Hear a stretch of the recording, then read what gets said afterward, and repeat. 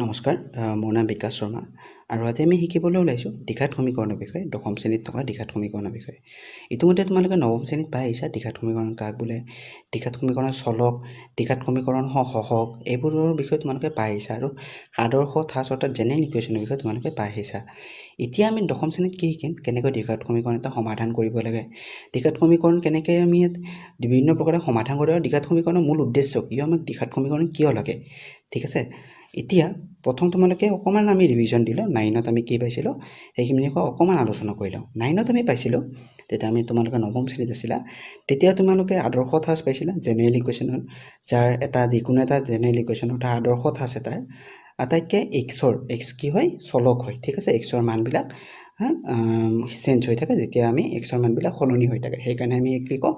চলক বুলি কওঁ অৰ্থাৎ ইংলিছত ইয়াক কয় ভেৰিয়েবল বুলি কয় ঠিক আছে ভেৰি কৰি থাকে অৰ্থাৎ মানবিলাক চলক হৈ থাকে এই সলনি হৈ থাকে আৰু এ বি চি এইবোৰক কি কওঁ আমি সহগ বুলি কওঁ এ বি চি যিকোনো এইবিলাকক আমি কি কওঁ সহগ বুলি কওঁ অৰ্থাৎ ইংলিছত এইবিলাকক কি কয় কোফিচিয়েণ্ট বুলি কোৱা হয় ইংলিছত এইবিলাকক কোফিচিয়েণ্ট বুলি কোৱা হয় ঠিক আছে চ' এইখিনি কথা তোমালোকে ক্লাছ 9ত তোমালোকে পাই আহিছা আৰু এটা দ্বিঘাত সমীকৰণৰ আটাইতকৈ উচ্চতম মান কিমান হ'ব লাগিব 2 হ'ব লাগিব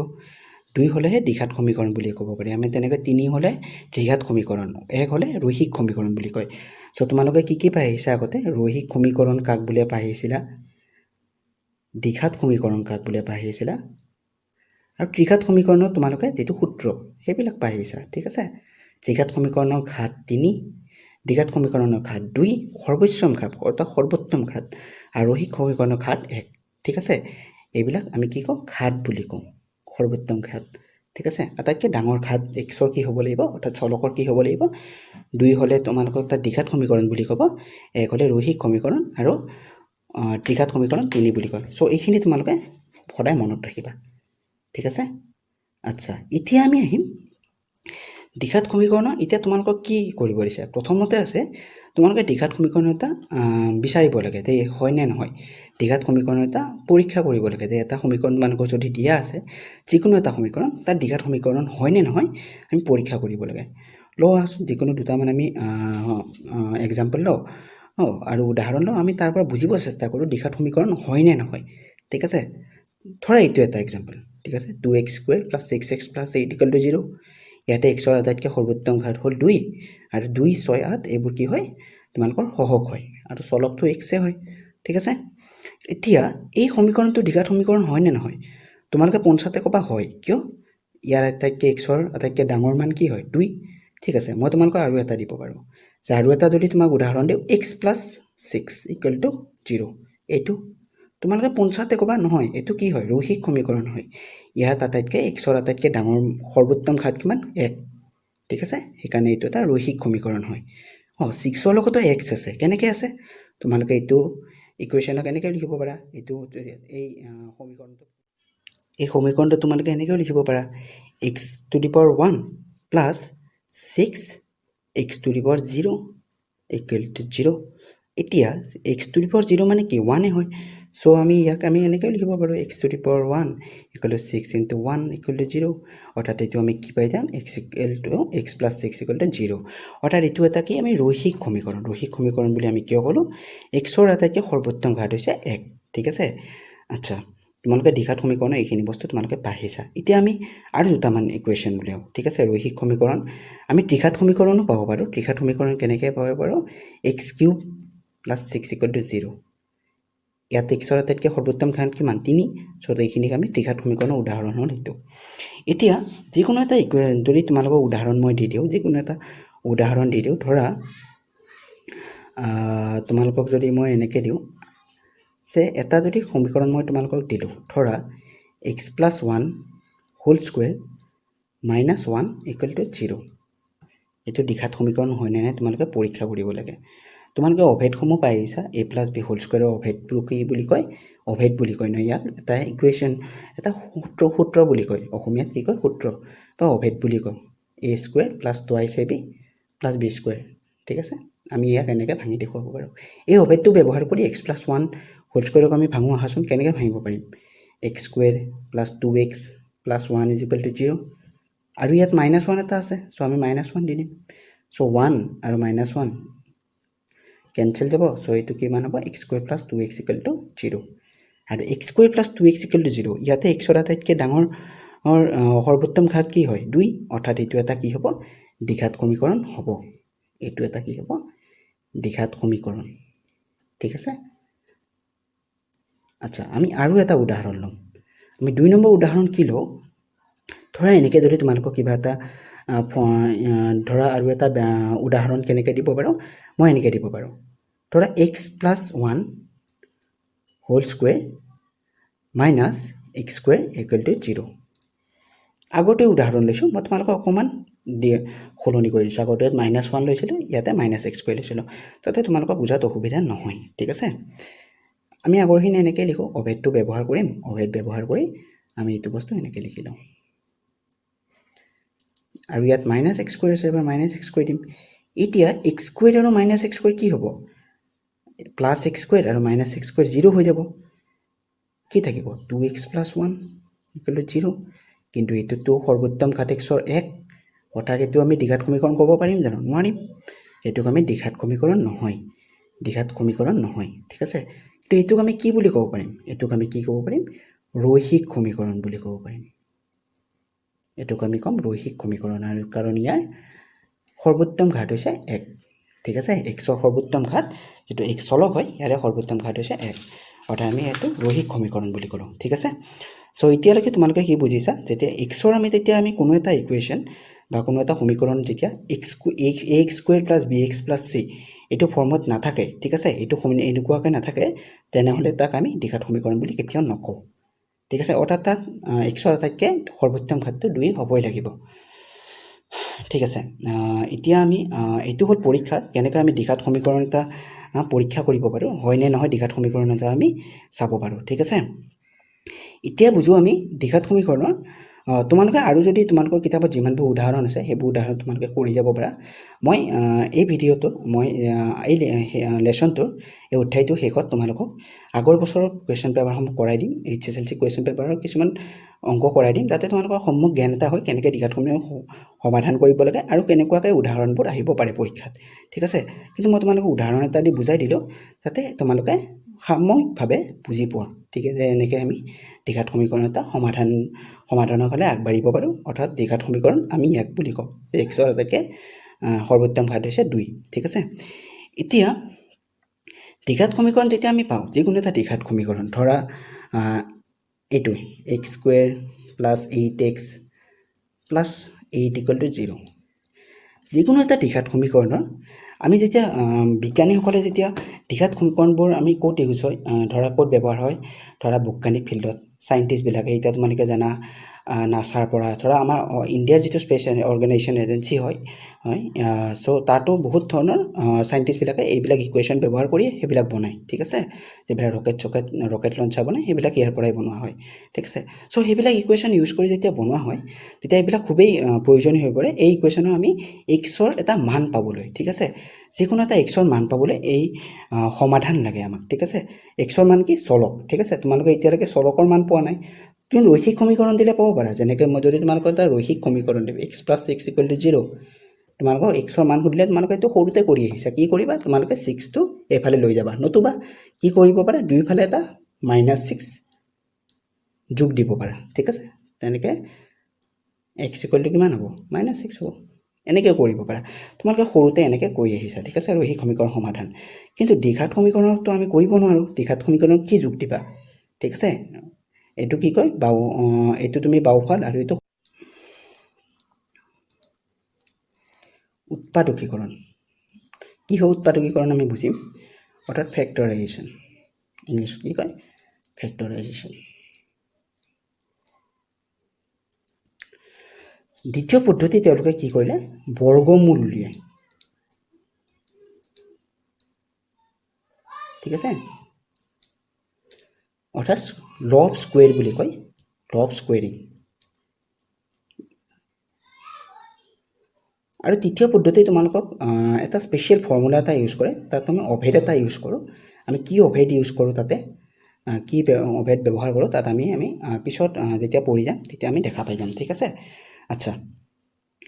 এতিয়া এইবোৰ হৈছে এটা সমাধানৰ প্ৰক্ৰিয়া ঠিক আছে এইটো সদায় মনত ৰাখিবা এই ফেক্টৰাইজেশ্যন হ'ল ল অফ স্কুৱেৰিং অৰ্থাৎ বৰ্গমূল যেনেকৈ উলিয়াম অপৰেট সেইবোৰ হৈছে এটা সমাধানৰ প্ৰক্ৰিয়া আৰু ইয়াক আমি ব্যৱহাৰ কৰি সমাধান কৰিব পাৰোঁ আজি আমি প্ৰথম শিকিম উৎপাদকীকৰণ অৰ্থাৎ ফেক্টৰাইজেশ্যন ঠিক আছে কি হয় ফেক্টৰাইজেশ্যন কেনেকৈ আমি ফেক্টৰাইজেশ্যনৰ দ্বাৰা আমি এটা দ্বিঘাত সমীকৰণ এটা আমি সমাধান উলিয়াব পাৰোঁ সমাধান মানে কি এক্সৰ ভেলু সমাধান মানে কি সদায় জানিবা এক্সৰ মান ঠিক আছে সমাধান মানে এক্সৰ মান সদায় জানিবা এক্সৰ মান উলিয়াবলৈহে আমি ব্যৱহাৰ কৰোঁ বেলেগ আমাৰ ইয়াত একো কাৰণ নাই আমি অকল এক্সৰ মান উলিয়াম এক্সৰ মান উলিয়াবলৈ ব্যৱহাৰ কৰিম আমি ইয়াতে এক্সৰ মান যিকোনো হ'ব পাৰে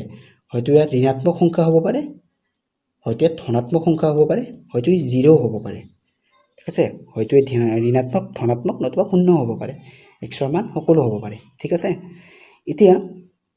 দ্বিঘাত সমীকৰণৰ আমি প্ৰথম পদ্ধতি উৎপাদকীকৰণটো আমি শিকিবলৈ চেষ্টা কৰিম আমি প্ৰথম পদ্ধতিটো এতিয়া আমি বুজিম ফেক্টৰাইজেশ্যন অৰ্থাৎ উৎপাদকীকৰণৰ প্ৰথম সমাধানটো ঠিক আছে আমি প্ৰথম উদাহৰণ এটা লৈছোঁ যিটো হয় x² + 2x + 1 = 0 ঠিক আছে এইটো এটা সাধাৰণ সমাধান তোমালোকক একদম প্ৰাথমিক এটা অংক লৈছোঁ যাতে তোমালোকে বুজি পোৱাত সহজ হয় আচ্ছা এতিয়া বুজো উৎপাদকীকৰণ প্ৰথম ষ্টেপ কি হ'ব প্ৰথম আমাৰ কেনেকৈ আগবাঢ়িম ঠিক আছে তোমালোকে আগতে জানা উৎপাদকীকৰণ মই তোমাতে কি কৈ আহিলোঁ যে তাৰ মধ্যপদটো তোমাৰ কি হয় আমি বিভাজন কৰোঁ ঠিক আছে মধ্যপদ কি বুলি কয় এইটো কয় আমাৰ মধ্যপদ আৰু এই দুটা অন্তপদ এইটো প্ৰথম পদ আৰু এইটো শেষৰ পদ এতিয়া মধ্যপদটো বিভাজন আমি এনেকৈ কৰোঁ যাতে তাক আমি ফেক্টৰ বনাই ল'ব লাগে ঠিক আছে তাক আমি উৎপাদক বনাব লগা হয় উৎপাদক কেনেকৈ বনাম প্ৰথম পদ আৰু শেষৰ পদ যি দুটা আছে তাক পূৰণফল উলিওৱা হয় যেনে 1 × 1 = কিমান হ'ব 1 হ'ব প্ৰথম তোমালোকৰ প্ৰথম কাম হ'ব যে তোমালোকৰ প্ৰথম পদ আৰু শেষৰ পদৰ পূৰণফল উলিয়াবা এতিয়া মাজৰ পদটো কি হয় মধ্যপদ কি হয় 2 এতিয়া 2ক আমি কেনেকৈ লিখিব পাৰোঁ 2ক আমি 1 + 1 অৰ্থাৎ 1 + 1 কেনেকৈ লিখিব পাৰোঁ অৰ্থাৎ প্ৰথম পদটোক আমি দুটা প্ৰকাৰত ভাগ কৰিলোঁ কিন্তু ইয়াত এটা তোমালোকৰ চৰ্ত আছে যে কিহত ভাগ কৰিব লাগিব তোমালোকে যে অকণমান আগতে 1ৰ যে পূৰণফল উলিয়াইছিলা 1 × 1 হে পাইছিলা এতিয়া 1ৰ উৎপাদক কি হ'ব 1ৰ উৎপাদক বুলি ক'বলৈ 1 × 1 হয় ঠিক আছে চ' কি হ'ব এই 1টো ইয়াত আহিব আৰু এই 1টো আমি এনেকৈ লিখিব পাৰোঁ চ' আমি 2ক কেনেকৈ ভাঙিব লাগিব আমি সেই 1ৰ উৎপাদক হিচাপত ভাঙিলোঁ ঠিক আছে আমি লিখোঁ কি হ'ব x² আৰু এইটো কি লিখিম ব্ৰেকেটত লিখিম আমি প্ৰথম বন্ধনীৰ ভিতৰত 1 x + 1 + 1 = 0 ঠিক আছে সদায় এইটো মনত ৰাখিবা এই প্ৰথম বন্ধনীৰ ভিতৰত কি থাকে ইয়াৰ আৰু ইয়াৰ তোমাৰ মধ্যপদটো আমি বিভাজন কৰি দিওঁ কেনেকৈ উৎপাদক উলিয়াই এইটো হ'ল প্ৰথম তোমালোকৰ ষ্টেপ বুলি ক'ব পাৰি ঠিক আছে প্ৰথম তোমালোকে এনেকৈ আগবাঢ়িব লাগিব তাৰপিছত তোমাক আমি বন্ধনীটো আমি খুলি দিম বন্ধনীটো খুলিলে তোমালোকে জানা চ' এইখিনি তোমালোকে বুজি পাবা 1ৰ লগত x পূৰণ হ'লে x হয় আকৌ 1ৰ লগত x পূৰণ কৰিব লাগিব 1 0 এতিয়া আমি নেক্সট ষ্টেপ কি হ'ব নেক্সট ষ্টেপ আমাৰ এইটো হ'ব যে ইয়াৰ পৰা আমি কমন ল'ব লাগিব কমন মানে আমি চাব লাগিব যে ইয়াতে কি এনেকুৱা সংখ্যা আছে যিটো দুইটাতে আছে যেনে আমি এইটো বা এইটো এনেকৈ একেলগে কৰিব পাৰোঁ নতুবা এইটো একেলগে কৰিব পাৰোঁ হয়নে দুটাকৈ ল'লোঁ কাৰণ 4টা পদ আছে আমি দুটাকৈ ভাগ কৰি ল'লোঁ যিকোনো দুটা ল'ব পাৰা তোমালোকে এইটো আৰু এইটো ল'ব পাৰা এইটো আৰু এইটো ল'ব পাৰা মই এই দুটা ল'লোঁ এতিয়া এই দুটা যেতিয়া ল'ম তেতিয়াহ'লে তুমি ইয়াক আমি এনেকৈও লিখিব পাৰোঁ ন x পূৰণ x + x মই যদি x এটা উলিয়াই আনো তেনেহ'লে কি হ'ব ইয়াতে x + 1 থাকি যাব চ' এইটো চাগে তোমালোকে আগতে পাই আহিছা ক্লাছ 9ত যেতিয়া তুমি নৱম শ্ৰেণীত অধ্যয়ন কৰিছিলা তেতিয়াহ'লে এইবিলাক পাইছা হয়তো ঠিক আছে সেইকাৰণে আমি এইটো এনেকৈ লিখিব পাৰোঁ ইয়াৰ আগত কি পূৰণ হৈ আছে এতিয়া x + 1ৰ আগত কি পূৰণ হৈ আছে ইয়াৰ আগতো 1 আছে আৰু ইয়াতো 1 আছে চ' আমি এটা কমন ল'ব নোৱাৰোঁ চ' আমি ইয়াতো বন্ধনীৰ ভিতৰত x + 1 লিখিব পাৰোঁ ঠিক আছে আমি বন্ধনীৰ ভিতৰত লিখিলোঁ এতিয়া আহিব তৃতীয় ষ্টেপ ঠিক আছে তৃতীয় ষ্টেপ থাৰ্ড ষ্টেপত আমি কি কৰিম চোৱা এই x + 1 আৰু এই x + 1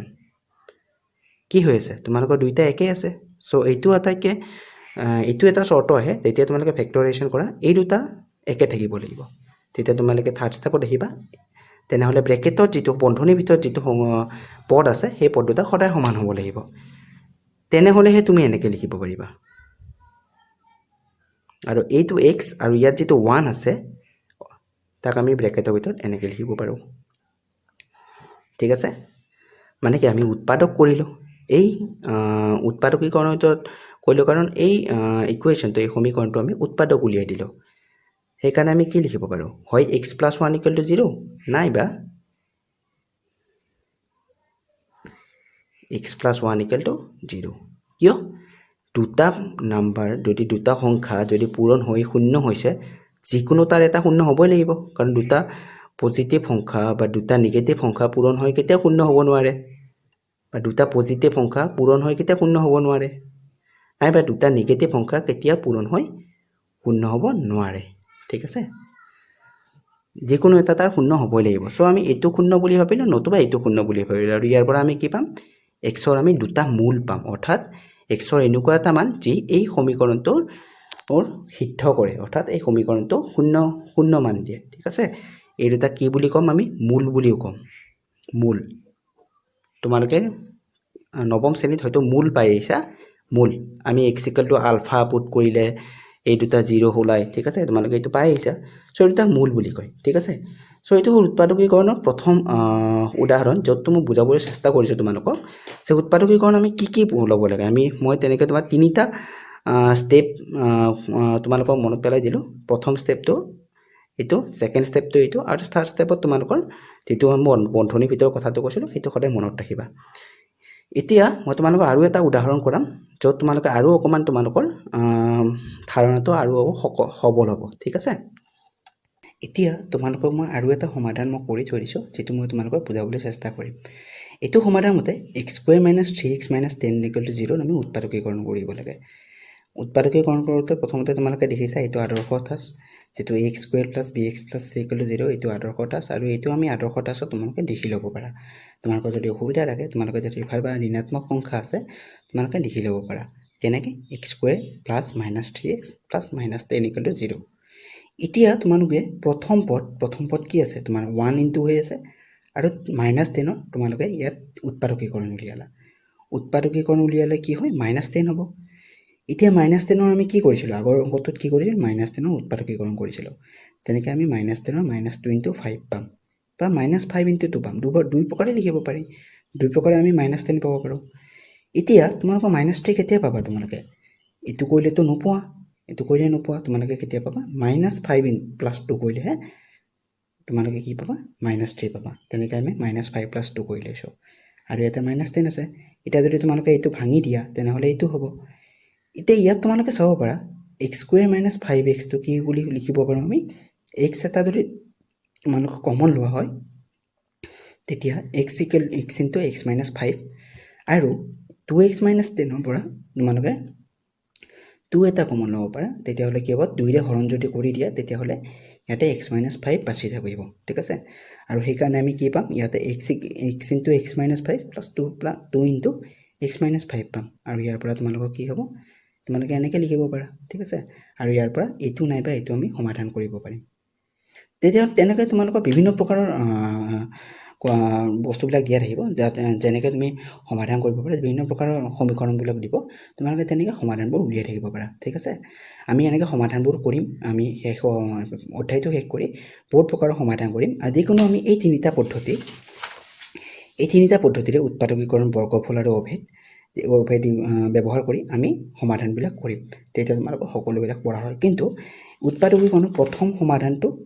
আৰু এই 2 নম্বৰ সমাধানটো তোমালোকে ইয়াৰ পৰা অকণমান হ'লেও তোমালোকৰ আভাস এটা আহিছে যে উৎপাদকীকৰণ কি হয় আৰু উৎপাদকীকৰণ বুলিয়ে কিয় কোৱা হয় ফেক্টৰাইজেশ্যন বুলিয়ে কিয় নাম দিয়া হ'ল ইয়াত ঠিক আছে